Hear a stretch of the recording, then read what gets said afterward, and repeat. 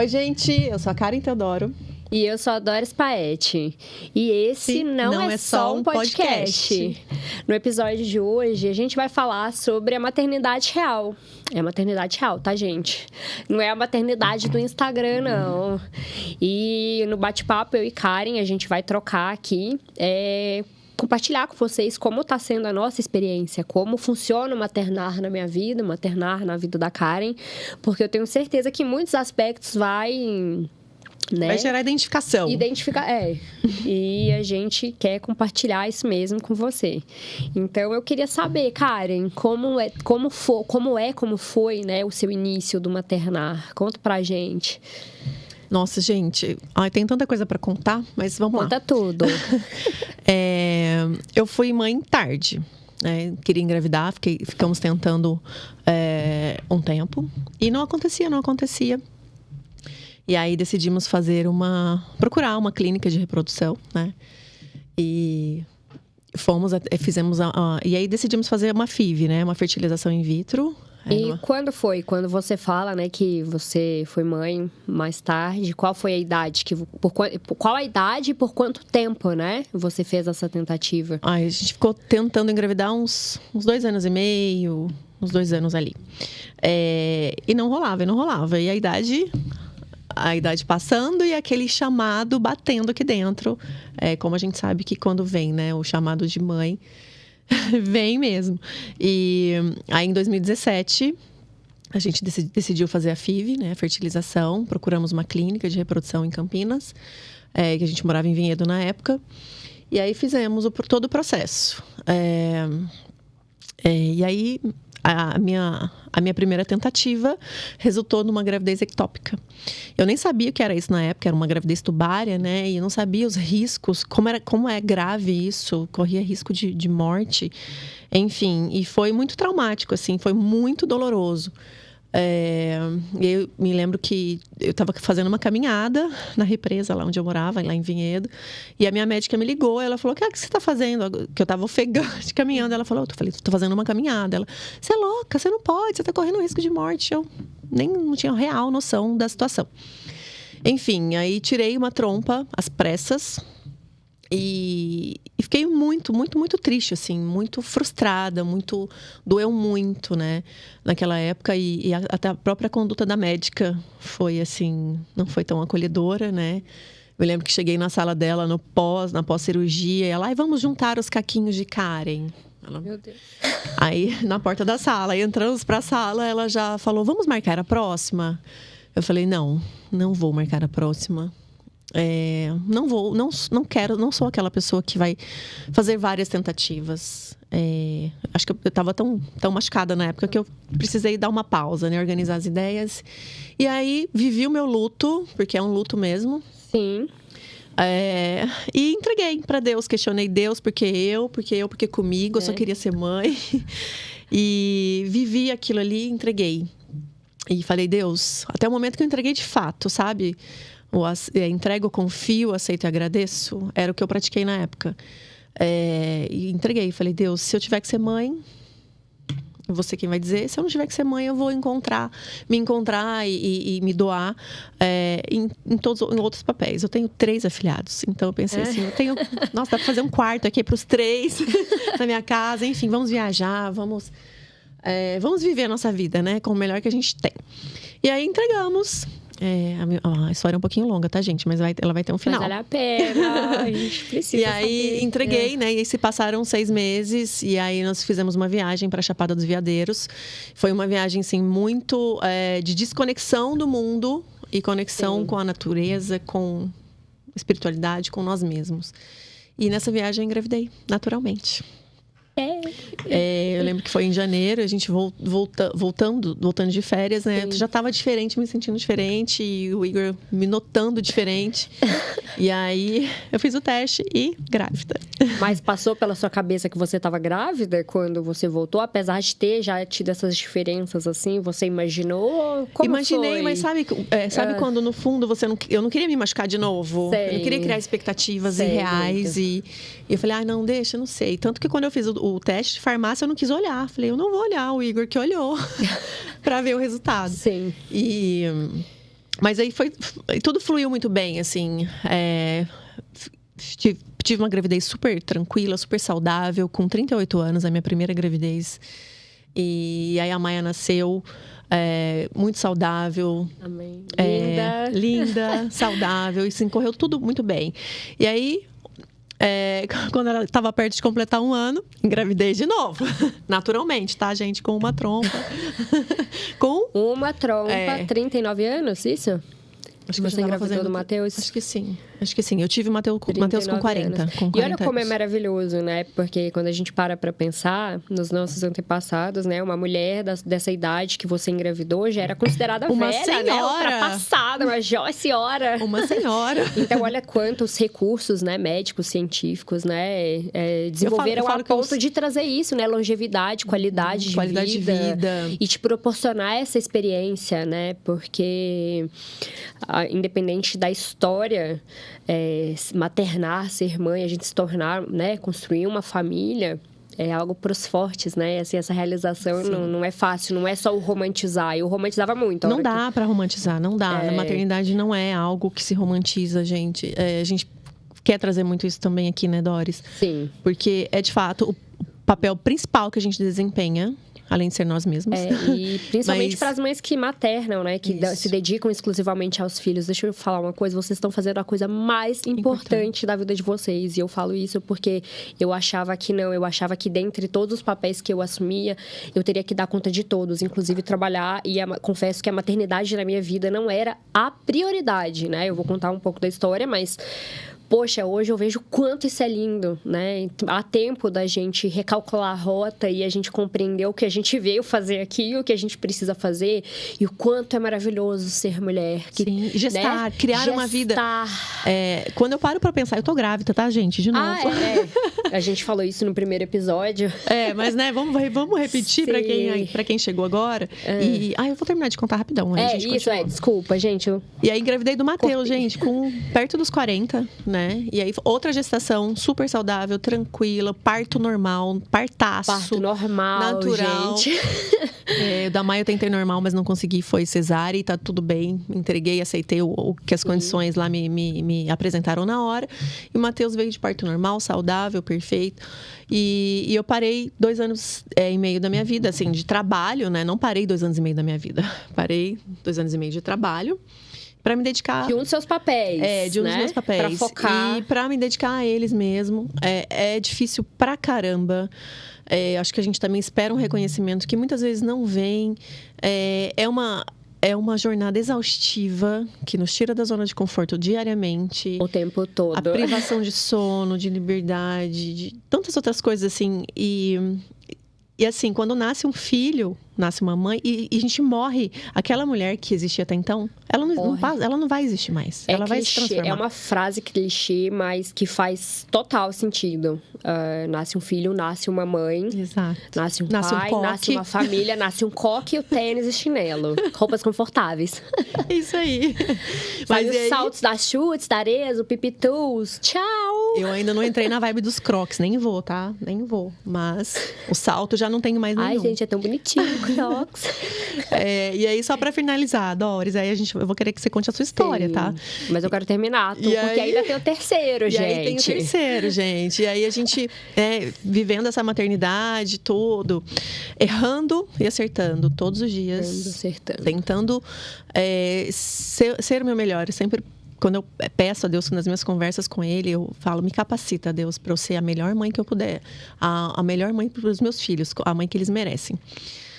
Mas a gente erra, viu? Todos os dias. Aproveitando essa linha, sabedoria é algo que não se constrói. Eu sempre acreditei que, assim, né? Com tempo e conhecimento, eu desenvolveria sabedoria. Mas você pode ver que tem muita gente por aí que, com tempo e experiência e conhecimento, não desenvolveram sabedoria. E eu aprendi recentemente que sabedoria vem de Deus. A gente precisa pedir. Por que eu preciso pedir? Porque é um dos pré-requisitos, né? Tá na palavra e quando a gente pede, a gente recebe. Então, não é para criar resistência. A gente tende a ser resistente, né? Tem que como querer. Ser humano, a gente tem que querer. Tudo na vida é um querer. A gente, como mãe, né? A gente se desenvolve, eu me desenvolvo todo santo dia, né? É desafiador todo dia, mas é maravilhoso todos os dias também, né? E é uma bênção. Eu sou muito grata a Deus pela oportunidade. Porque no meu caso foi diferente da Karen, né? E o legal das histórias é isso. As histórias se cruzam, as pessoas se cruzam, as histórias se cruzam, entrelaçam. E muita coisa rica pode sair disso, né? Quando a gente sabe utilizar para... Quando a gente sabe enxergar a beleza e riqueza em todos os contextos, situações. Sem romantizar e sem negar, romantizar. Né? Fazendo o que precisa ser feito. Tem que fazer, vamos fazer. Exato. Né?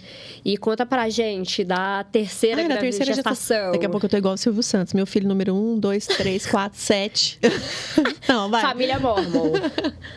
Ai, a gente brincava, tá, disso, até recentemente. Família Mormon, o marido da Karen tá vendo a gente ali atrás. Ele profetizou, né, Doris? Ele profetizou que essa família ia crescer e, gente, já estamos no terceiro filho. Daqui a pouco a gente tem que comprar uma van, micro-ônibus pra um passeio de domingo. Eu recomendei uma van escolar, porque aí aproveita, já leva meus filhos pra passear também, né? Porque a gente vai junto e tamo junto, né? Não só na parte boa, em tudo. Então, esse ano, né, quando a gente tinha outros planos, e num momento, assim, complicado na nossa vida, né? Minha mãe tinha falecido há pouco tempo, a gente passando por outras situações que, né? Desafios. Que a gente, isso a gente deixa em casa. Sim. Mas, assim, aí Deus me surpreendeu com a terceira gestação. Bênção de Deus. Que é uma bênção, aí, assim, e é um milagre, porque aos 43 anos, com uma trompa só. Uma trompa só, gente. Uma trompa, 43 anos. E a chance de engravidar é de 2%. 2%, gente. Após os 42, Meu né? Deus. Então, era Deus. É Deus mesmo. Então, assim... agradeci, me situei daquilo, porque foi uma grande surpresa, né? Não foi planejado, mas é muito bem-vindo, meu filho, só Davi. Mais um detalhe, além de ser madrinha, eu tava no dia que ela descobriu que estava grávida, eu levei ela na farmácia para comprar o segundo teste. Comprar o teste, o primeiro, o segundo, porque a gente tem que testar e atestar, né? Ter certeza, né? Tem que checar o teste. Pelo amor. Todas as minhas gravidezes, né? Foram assim. E o que é maravilhoso, porque tá vindo nesse momento de transição, né, amiga? Sim. Eu acho que filho é uma bênção mesmo, assim, olhando para trás, a minha história e a história de amigas também, sempre que chega um filho, chegam muitas transformações, chega prosperidade, chega abundância, porque a família é um projeto de Deus. Então, assim, é uma grande bênção, bênção gerar uma vida a partir de uma pequena, minúscula célula invisível aos olhos. A gente gerar todos os ossinhos, todos os órgãos, tudo. Maravilhoso. É muito maravilhoso, é um grande milagre, é maravilhoso ser portal, né, da vida aqui para esse planeta. Então, por mais que as dificuldades existam e muito, a gente precisa falar delas e nós vamos falar delas, mas é muito maravilhoso, né? Maravilhoso demais. E agora conta a sua história com o Benjamin Ceci. Diferente da Karen, porque vale lembrar, né? Você não falou, a Karen tá junto com o marido dela tem uns 500 anos, desde o descobrimento do Brasil.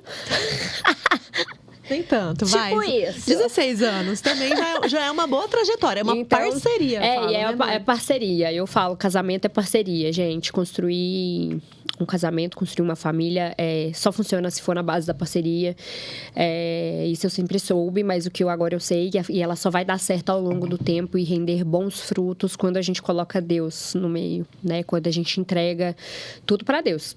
Eu penso que também é uma decisão, além dessa parceria com Deus, do casal ali com Deus. O tempo todo. Ali no triângulo. Deus está acima e o casal, o homem e a mulher, abaixo, né? Sim, cada um entendendo o seu papel, que é algo novo para mim também, né? Além dessa parceria, esqueci o que eu ia falar. Tá tudo bem, a hora que você lembrar, você fala. Eu vou continuar. Além dessa parceria, é a decisão, né? De fazer dar certo, assim. Sim. Nós casamos, o amor, o casamento é uma decisão. Então, eu decido amar, vamos fazer dar certo. Apesar dos pesares, o que vier, a gente vai contornar juntos, a gente vai crescer juntos. E é assim que os casamentos prosperam, eu penso. Não existe perfeição. Não é um mar de rosa, né? Não existe mar de rosas. Cada casal enfrenta os seus problemas, as suas questões. Os seus desafios. Mas Mas se a gente decidir que vai dar certo... E colocar Deus dá. E colocar Deus e estabelecer a parceria ali. A gente tá vivendo isso na prática, nós duas, né? Exato. Nós duas com as nossas famílias. Então, o que eu acho bom quando a gente traz isso daqui é porque a gente tá vivendo isso na nossa pele e tendo os resultados, né? Não é só falar da boca pra fora, porque eu sempre falo, até papagaio fala. Então, falar é fácil, né? Então, assim, você como... a gente procura muito ser coerente, né? Dentro do que a gente fala e o que a gente faz. No meu caso, diferente da Karen e do Igor, que estavam juntos a vida toda, né? Eu conheci meu marido, o Neto, e a gente namorou bem pouco tempo. Logo, a gente se casou. Tinha 24 para 25 anos. E... depois que eu me casei, gente, a minha primeira preocupação virou... eu não vou conseguir ser mãe. Mas por que eu pensava isso, né? Porque eu escutei a vida toda que eu teria dificuldade para engravidar. Mas quando eu era mais nova, quando a gente é jovem, tipo, eu não tava preocupando. De quem você escutava isso? Eu escutei de médicos, né? Sempre fiz exames, sempre me cuidei, sempre fiz os exames, né? Os autoexames, ultrassom. E eu sempre fiz o que precisava ser feito, né, nesse acompanhamento, mas não era o meu foco. Depois que eu me casei, isso se tornou uma ansiedade. Olha a importância da saúde mental, gente. Nos mínimos detalhes. Muitas das vezes a gente acha, eu sou assim, né? Eu nasci assim, esse é o meu jeito, eu sou intensa. E sim, isso é maravilhoso. Cada um tem a sua identidade, né? Cada um tem a sua essência, mas a gente também precisa moldar essa... não é moldar a nossa essência, né? Não é mudar quem a gente mas mas tratar caráter. Tratar caráter, refinar, tratar, desenvolver habilidades e capacidades, porque eu escuto muito ainda por aí pessoas que, poxa, eu nasci assim, eu sou assim, eu não vou mudar. Síndrome de Gabriela. Síndrome de Gabriela. Eu nasci assim, eu vou ser sempre assim, e é assim. E a vida não é assim, gente. Sorry. Assim, ninguém nunca te falou, mas a vida não é assim. E na minha busca, né, eu sempre busquei muito e eu, naquele momento, depois que eu me casei, eu falei, poxa, eu preciso ser mãe. Eu não me sinto preparada para ser mãe, não achava que eu tinha nem a maturidade, não tinha nada preparado para isso. Só que olha como é louco isso, porque a ansiedade e o medo tomou conta de mim. Eu comecei a ficar maluca, tipo assim, no sentido de pensar, eu não vou conseguir ser mãe, tá vendo? Eu não vou conseguir ser mãe, sendo que eu tinha pouco tempo que eu tinha parado de tomar anticoncepcional, né? Eu tomei anticoncepcional desde que eu menstruei a primeira vez. Foi bem no começo, por conta aí de acompanhamento médico, foi constatado os problemas, né? Ovário micropolicístico, que eu acho que a maioria das mulheres brasileiras tem, e a maioria das mulheres engravidam, né? A gente nunca, jamais, gente, nós vamos negligenciar a nossa saúde, tá? Pelo amor de Deus, a gente tá aqui pra, né? A gente tem que fazer o acompanhamento mesmo. Mas a importância da gente estar respaldada por bons profissionais. Com certeza. Né? Inclusive, a gente reforça na parte emocional, porque naquele momento eu nem pensei em buscar ajuda. Eu simplesmente ficava... psicólogo, um psiquiatra, né? Naquele momento. Mas já ficou uma ideia estabelecida na sua cabeça, Mas a ideia estabelecida e nada tirava isso de mim. E aí foi muito interessante, porque todo mês eu fazia... teste. Eu comprei um tanto de teste de farmácia. Todo mês fazia. Aí não tava. E aí passou-se 6 meses, eu já tava meio... assim, tipo, poxa... né? Eu me lembro que foi setembro, a gente foi pro Rio comemorar, eu morava em Belém.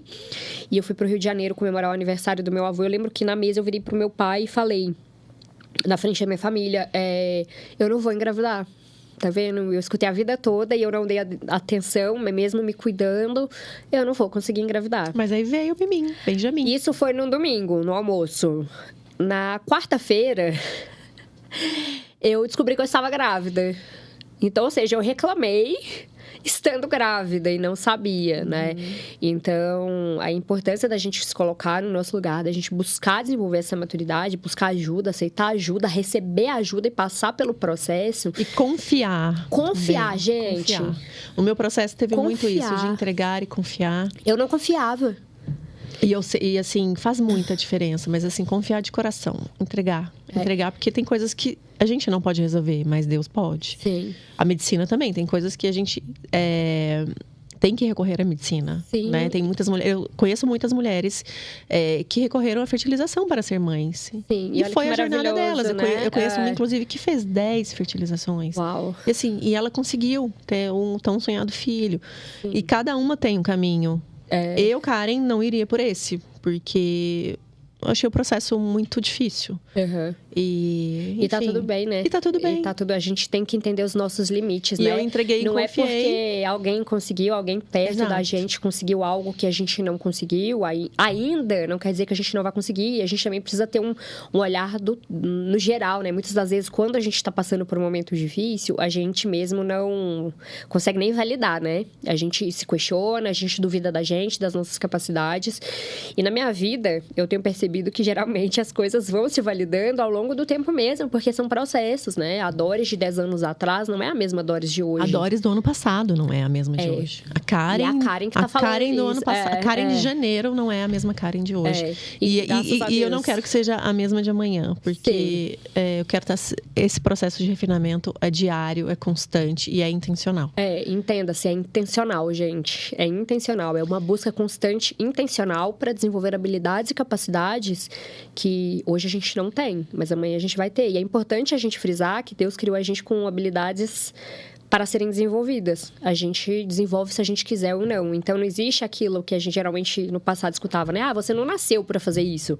Não, você não sabe fazer isso agora. Se você quiser, você pode desenvolver essa habilidade, essa capacidade. Tudo é ensinável, basta a gente querer e buscar os recursos disponíveis para isso. E voltando para a gestação, né? Porque assim, gente, adoro abrir aba no meio das conversas. Não, a gente abre 1000 abas, deixa várias abertas, de vez em quando fecha uma, mas todas continuam abertas. A gente precisa de roteiro, eu tô com um caderno aqui na mesa, mas assim, às vezes é difícil seguir roteiro, gente.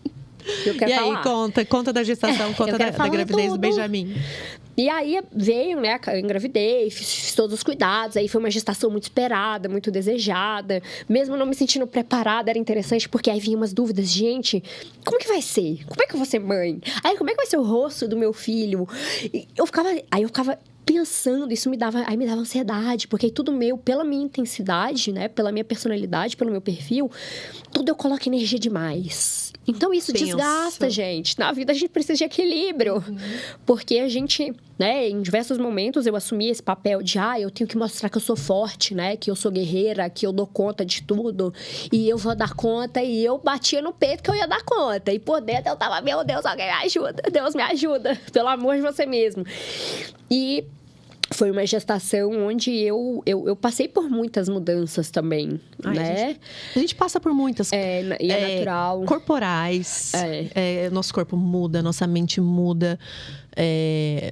Nosso cérebro, ele muda tanto que ele nunca mais volta a ser o mesmo. E olha que louco, porque aí depois que eu consegui engravidar, eu tava feliz porque eu tinha engravidado, deu meio outro problema, né? Eu falei, será que eu vou dar conta de ser uma boa mãe? Aí eu fui estudar, eu li livros, eu assistia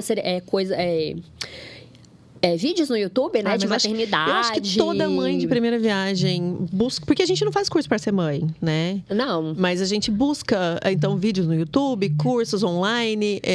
Leitura, mentoria, tudo, né? A gente conversa com outras educadora mães. De bebês. Educadora de bebês? Acho que é isso. Tipo isso. De mãe, né? Eu lembro que eu fiz até um curso gratuito na internet para regular o sono da Maia. Eu já tenho feito. Então, assim, a gente tá aprendendo, né, no processo. E aí, conta, Doris. Não, e aí, gente, tava tudo indo bem até então, os exames, né? Só ferritina, que eu sempre tive que fazer reposição. Minha ferritina costumava baixar e... Aliás, nós duas nos conhecemos... Tomando ferro na veia. Fazendo suplementação de ferritina, né? E eu que não gosto de conversar no dia, gente. Eu nem queria conversar com ela. Foi ela que puxou o assunto. Mas depois a gente vai voltar nisso daí. Isso. E aí... Até então, tava tudo certo. Até que um dia... Eu tava com 33 semanas e 2 dias no dia... eu comecei a sentir contração. Só que eu não sabia que era contração, porque era a minha primeira gestação. Então, eu não fazia noção, não tinha ideia do que estava acontecendo. Aí eu pesquisei na internet, porque eu tinha acabado de trocar de médica, porque também passei por uma médica num acompanhamento. Gente, a importância de ter um médico bom te acompanhando. Eu tinha tido um problema com a médica que estava me atendendo, assim, a minha médica me negligenciou, né? E aí eu tinha acabado de trocar de médica, e eu fiquei com vergonha de mandar mensagem para ela, porque já era à noite. Aí eu falei, aí eu pesquisei na internet, eu falei assim, contração de Brixton. Tipo, aquelas contrações que vem no final da gestação, né? Que vem um pouquinho e para, mas que não é o parto, não seria o parto. Então, eu falei, gente, é isso. Eu falei, eu sempre fui saudável, me cuidei e tal. Jamais passou pela minha cabeça que meu filho iria nascer antes da hora. Inclusive, eu já estava com as fotos, né, do ensaio de gestante agendada para 2 semanas, né, dada daquele dia que... Você nem chegou a fazer? Eu não fiz. A gestante. Dando spoiler. Eu comecei a sentir, achei que não era nada, a gente foi, jantei, deitei, e estava mais espaçado. Na madrugada, foi ficando menos espaçada essas contrações. E eu fiquei a madrugada inteira acordada com vergonha, eu não acordei nem meu marido. Sentindo contração. E achando... Quando deu 5h30 da manhã, eu falei, acho que tem alguma coisa errada. Aí que eu resolvi acordar meu marido e mandar mensagem pra médica. A médica me respondeu na hora, já me mandou direto pro hospital. Nisso já avisei a minha mãe. Minha mãe pegou o primeiro voo de Minas, né? Do interior de Minas pra Belém. E eu já fui internada, entraram com medicação para poder tentar segurar o parto, porque afinal de contas estava só 33 semanas, né? Para quem não sabe, 33 semanas é em média de 7 a quase 8 meses, né? Não estava no tempo de maturação, para poder tentar segurar esse parto. Teria ali mais 5 semanas, no mínimo, né? De gestação, de desenvolvimento do bebê. Então eu fui internada, fui internada na quarta-feira de manhã. Na quinta-feira de manhã eu fui ao banheiro fazer xixi, o tampão desceu. E aí, já foi aquela correria, né? Então, assim, eu não tive tempo de pensar se eu ia ter parto normal ou parto cesárea, até porque eu achei que eu não ia ter... que eu não era forte o suficiente para ter parto normal, mas eu não tive tempo, né? E lá na hora, a gente foi pra sala de parto e... eu lembro que foi, assim, foi uma experiência bem traumática, né, gente? Porque... foi tudo muito rápido, né, gente? Eu não tive tempo de processar tudo isso, assim... E eu ficava assustada e foi difícil. O Benjamin estava muito pra cima. Eu não sei os termos técnicos, mas ele estava muito pra cima, sabe? Eu lembro que a anestesista, ela me apertava aqui, assim, ó. Eu fiquei sentindo dor uma semana depois, assim, pra ele sair. Ele saiu roxinho, mole, assim. Aí vi aquele tanto de médico, aquela correria. E eu sem entender nada. E aí eu queria estar feliz, porque, né, eu imaginava que ia fazer aquela foto com o meu filho do lado da minha cabeça. E eu chorando, só que eu tava chorando de tristeza, porque eu não sabia o que estava acontecendo. Eu só via de longe o meu filho roxo, os médicos tudo correndo e pedindo as coisas, e aquele... um barulho lá dos equipamentos que me traumatizou. E, de repente, saíram com ele já na incubadora. Então, o contato que eu tive com meu filho foi assim, eu lembro que eu enfiei a mão na incubadora e passei a mãozinha na bochecha. E ele saiu. E naquele dia eu não vi ele mais. Eles me deixaram ver ele só no dia seguinte. E aí, então, ele nasceu com 2,1 kg, 43 centímetros, se eu não me engano. Na UTI, como ele ainda não estava preparado para dar peito, ele ficou 4 dias sem se alimentar. Então, de 2,100 ele foi para 1,700. Então, assim, foram os 18 dias mais longos da minha vida. Eu ia para a UTI, para o hospital, às 5 horas da manhã. Saí de mão vazia do hospital, sem filho. Fui para casa, porque eu recebi alta. E eu ia às 5 horas da manhã para o hospital e ficava até às 10 da noite. Na UTI, sempre na expectativa para ganhar peso, porque aí vai fazendo vários exames para constatar como está a saúde da criança, né? Nesse meio tempo, teve um bebê que faleceu. Então, assim, minha cabeça ficou... Eu falo que é Deus. Muito difícil, né? É engraçado porque eu nunca me vi como forte, eu não me via como forte, eu não me via como capaz, né? A gente ainda vai falar sobre essas coisas também, né? Mas eu nem pensava, eu só falei assim, o meu filho tem que sair daqui. E ele vai sair daqui. E ele saiu com quanto tempo? E aí, eu me lembro que ele precisava... Cada hospital tem uma regra diferente. Lá, na época, era 2 quilos. Se não tivesse, né? Os exames estivessem ok, a criança atingisse os 2 quilos, eles liberavam. E aí, eu me lembro que no último dia, eu pedi pra enfermeira, pelo amor de Deus, deixa o meu filho sair. Pesa esse menino com fralda. Porque eles tiram tudo pra poder... Tudo não, porque ficou de fralda na incubadora, né? Peladinho, com os acessos e tal. Eu pedi pra ela, pesa esse menino de fralda, por favor. Por favor, por favor, por favor. E aí ela pesou. E aí deu os 2 quilos. Aí ele recebeu alta naquele dia. E aí, mas saiu assim, ó, se ele perder peso, ele volta pra UTI. Então, pensa, assim, tem mais detalhes, né? Isso aqui eu tô tentando ser um pouco mais rápido, não consigo ser mais rápido do que isso, mas... a minha cabeça ficou uma bagunça. Eu cheguei com uma criança pequenininha, as roupas ficavam grandes, né? De recém-nascido, ficavam grandes nele. E a minha visão ficou totalmente distorcida, porque hoje, quando eu vejo as fotos... Ele era uma criança super saudável, assim, um bebê super saudável, né? Não era tão gordinho, mas era uma estrutura muito boa. Mas eu achava que ele era magro. Eu sempre achava que ele era magro demais. E com medo de que ele voltasse pra UTI. né? Então, eu falei assim, gente, por que a gente tem filho? Ninguém me contou que ia ser assim, porque eu sofria. Com certeza. O que eu pensava? O que eu posso fazer? E eu imagino, Doris, que você se sentia assim impotente, né? Porque impotente.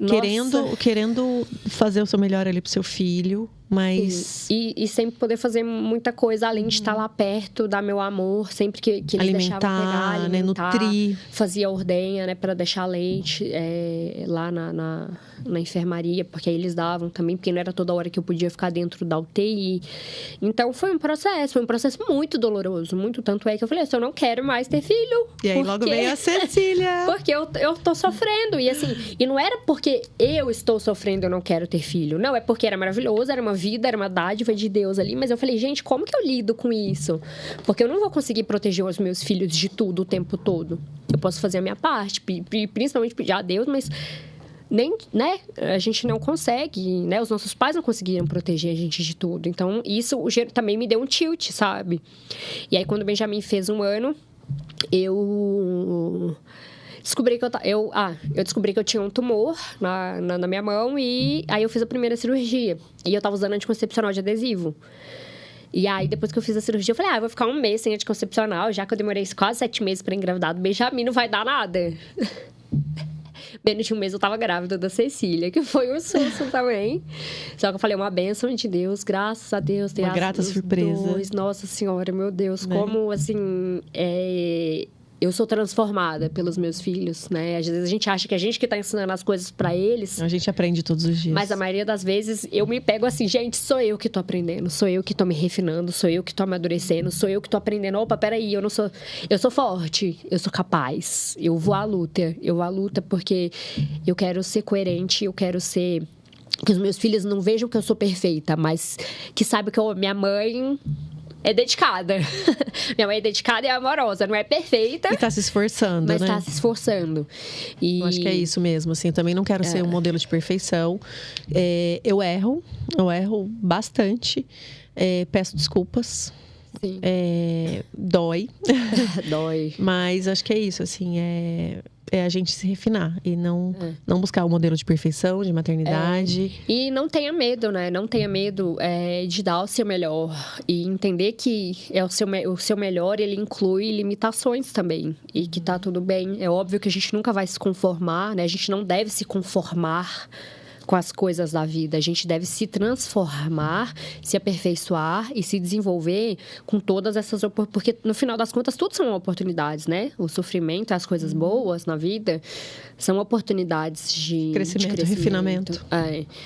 E para você, Doris, o que é onde pega ali a maternidade? O que é o mais desafiador? Para mim, é o meu refinar mesmo, né? O equilíbrio. Para mim, sempre vai ser o equilíbrio de qual é o meio termo, qual é o meio caminho, né? Para eu não ir para extremos, né? De conseguir passar os valores fortes que eu adquiri ao longo da vida. Mesmo tendo uma família que sempre esteve ao meu lado, me apoiando e me chamando, me puxando a rédea, eu fui muito ousada de uma forma não positiva, né? E então, eu não quero que os meus filhos passem por coisas que eu passei. Então, a minha vitória reside no conseguir educar os meus filhos para o mundo. Filhos equilibrados, cidadãos do bem, pessoas que se importam consigo mesma, mas não no sentido de egoísmo nem prepotência, mas que cuidam dos outros que não também. Pensem só que o mundo gira em torno do umbigo deles, né? Mas que a gente tem sim um papel como indivíduo e um papel social aqui. A gente tem que fazer a diferença no nosso meio. Gente tem, todos nós, todo mundo aqui, todos nós temos a nossa responsabilidade social. Por mais que não se fala tanto, principalmente no Brasil, né, no nosso país, eu acho que... é algo que a gente precisa começar a trazer mais à tona para uma sociedade melhor e mais eficiente. E isso começa dentro de casa. De pequeno, assim. A gente dando ali autonomia para eles, de acordo com o que cada idade, né, comporta. E dando responsabilidades mesmo, assim. Arruma sua caminha, guarda seus brinquedos, respeita as pessoas, agradece. Nossa, isso é diário, né? Assim, a gente tem que estar sempre atenta para estar educando e trilhando os nossos filhos nesse caminho. E aprendendo na jornada, né? Não é falar para eles, façam o que eu falo e não o que eu faço. Não, é a gente tem a responsabilidade de se aperfeiçoar e junto com eles melhorar. E não são palavras que ensinam, mas o exemplo é quem inspira e arrasta. Né, a palavra vale prata, o silêncio vale ouro, né? Quando eu falo do silêncio, são os nossos comportamentos, né? O que a gente faz entre quatro paredes e não o que a gente quer mostrar para a sociedade, que a gente quer ser aceita. Né? Todos nós queremos pertencer, mas quando a gente consegue passar esses valores para os nossos filhos, eu acho que o nosso sucesso reside nesse processo, nesse caminhar, né? Esse abrir mão de muitas coisas, né?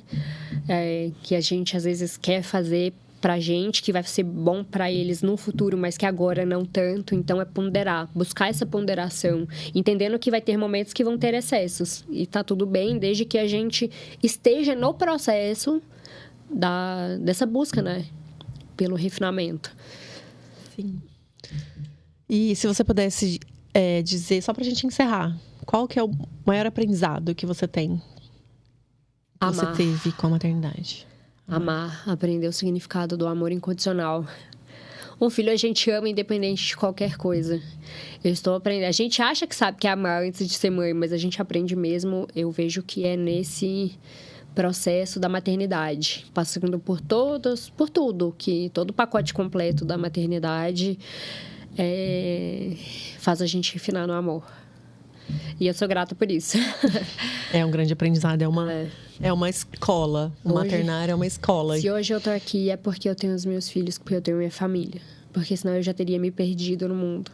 Então, Deus é maravilhoso com a gente e eu quero compartilhar isso com o mundo porque é o que Deus quer fazer na vida de todos nós, né? Nos proporcionar família, valores, né? Mas a gente fazendo sempre a nossa parte, né? Não jogando a responsabilidade em cima de Deus ou de qualquer outra pessoa. Sim, e os filhos são nossa continuidade aqui, né? Então, que eles sejam uma pequena versão, assim, nosso legado aqui melhorado, né? Amém. E, para mim, o principal desafio... Não, o principal aprendizado. Sim. Porque os desafios são tantos, mas vamos falar do aprendizado, porque a gente já encerra, isso. Né? Mas é isso, assim, que a gente está todo dia refinando e... Os detalhes importam na criação dos filhos, assim, em tudo. O que eles assistem, o que a gente fala para eles, palavras de afirmação, palavras de incentivo, tudo. O que a gente prioriza ali para os nossos filhos, né? O que comer, o que estar expostos a quê?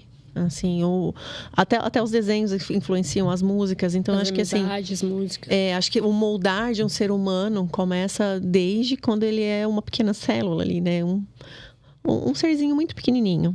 E acho que o nosso principal aprendizado é que a gente deve ser muito intencional em tudo. Não ser displicente, né? Porque o que eu percebo, até porque é uma questão cultural, principalmente relacionada à música, né? Sim. A conteúdo que a gente consome, seja nas redes sociais ou na televisão, independente do meio, a gente precisa ter muita responsabilidade, porque até pouco tempo atrás eu achava que não tinha tanta influência, sabe? Que várias coisas são inofensivas, né? Uma música, um desenho... E, enfim, gente, tudo influencia. Tudo influencia. Frequência influencia, a melodia, as letras. Por mais que... os pequenos não entendam o que significa, o significado de algumas palavras. Mas aquilo está sendo internalizado nas células dele. Gente, o nosso maior órgão receptor é a pele, né? Temos aí todos os 5 sentidos e a gente absorve tudo, muitas das coisas de forma inconsciente. A gente vai trazer médico para poder explicar isso de uma forma mais... embasada, né? Científica. Porque a gente não está falando da boca para fora, mas... Tudo interfere. Então, por isso que a nossa responsabilidade é grande no sentido de ser intencional nas nossas escolhas, do que a gente consome para colocar dentro do nosso corpo e para colocar à nossa volta. É isso. E é isso. Queria muito saber de vocês. Contem pra gente qual é as mamães aí que nos acompanham, qual o maior aprendizado que vocês estão tendo com a maternidade. Vamos trocar. Acompanha a gente lá no Instagram, no YouTube e no Spotify. A gente já deu um branco aqui. Não é só um podcast. Não é só um podcast. Fiquem ligadas, conversem com a gente, compartilhem, porque assim a gente consegue gerar mais conteúdo direcionado. Exato. Conteúdo produtivo que vai fazer diferença e que possa aí alcançar o maior número de mulheres, né? Vamos ficar juntas, vamos conversar, vamos trocar. E até a próxima, né? A gente cresce juntas. Até a próxima. Até o próximo episódio. Tchau. Tchau.